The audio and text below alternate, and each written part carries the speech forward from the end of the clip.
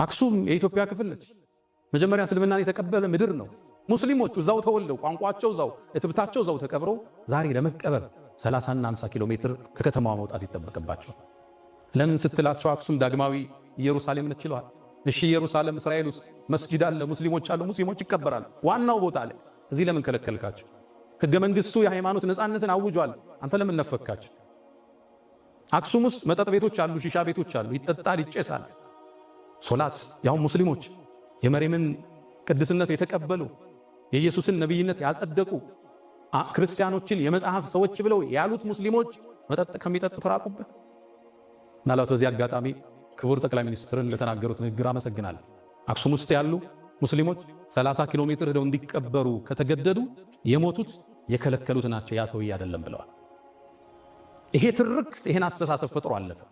ይሄ ቅድም ያወራሁት የታሪክ አጻጻፍ ሂጃብ እህቶቻችን ለብሰው እንዳይሰግዱ ስንክሳር ሆኗል። አሁን በየፖለቲካው ምህዳር የምታዩት ንግዱ ቦታ ላይ የምታዩት ክፍተቶች ሁሉ የዚህ አስተሳሰብ ውጤት ነው። ከፈለው መጤ ከፈለው ደግሞ ባላገር። እሺ እንስማማ ብለህ ጠይቅ። እዚህ ሀገር ቀድሞ የገባው ማን ነው? ክርስትና ወይስ እስልምና?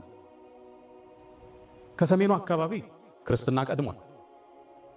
አዲስ አበባን ይዞ ወደ ታች ደግሞ እስልምና ቀድሟል።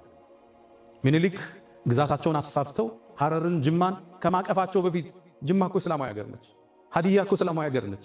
ሐረር እኮ እስላማዊ ሀገር ነች። የእስልምና የመገበያያ ሳንቲም ያላት ሀገር ነች። የራሷ ጦር ያላት ክፍለ ጦር ያላት ሀገር እኮ ነች። እሷን ስታቅፋት እስልምና ቀድሞ ነበር እዛ ውስጥ። ስለዚህ አዲሷ ኢትዮጵያ ውስጥ የሆነ ቦታ ላይ ቀድሞ ይገባል፣ የሆነ ቦታ ደግሞ ቀድሞ ሌላ ሃይማኖት ገብቷል። የሁለቱ ውህደት ነች። የሚያዋጣን አንድ ነገር ብቻ፣ መደመር፣ መሰላሰል፣ መሰባጠር፣ አብሮ መጓዝ፣ መጣመር ብቻ። መሰላል እንደምታውቁት ወደ ከፍታ ስንወጣ ሁለት ቋሚዎች አሉት፣ በርካታ ግድሞች አሉት። መሰላል ከዚህ ነው የሚሰራው። አንዱ ብሔር ከሌላኛው ብሔር ጋር፣ አንዱ ሃይማኖት ከሌላው ጋር ተሰናስኖ ነው ወደ ኢትዮጵያ ብልጽግና ከፍታ መውጣት የምንችለው።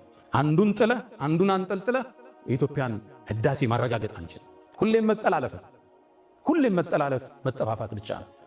በማህበራዊ የለውጥ እርከን ውስጥ 3 እርከን እንዳለ ይነገራል። አንደኛው እኔ የሚባለው እርከን ነው፣ ዲፔንደንሲ የምንለው። ሁለተኛው ደግሞ አንተ የሚለው ነው፣ ለሌላው ዕዳን ማሸከም ነው፣ ኢንዲፔንደንስ ይለዋል።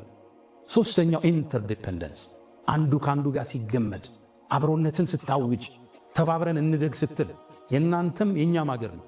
ሁሉም እኩል ነፃነት አግኝቶ፣ ሁሉም ቤተ እምነቱን ገንብቶ፣ ሁሉም ሃይማኖቱን በነፃነት አድርጎ ከዛ በኋላ ያለውን በእውቀት እንደኛኝ ያና ሃይማኖት ከኔ ጋር በእውቀት አውርደን እውቀት ሲያሸንፍ አባል ይሆናል።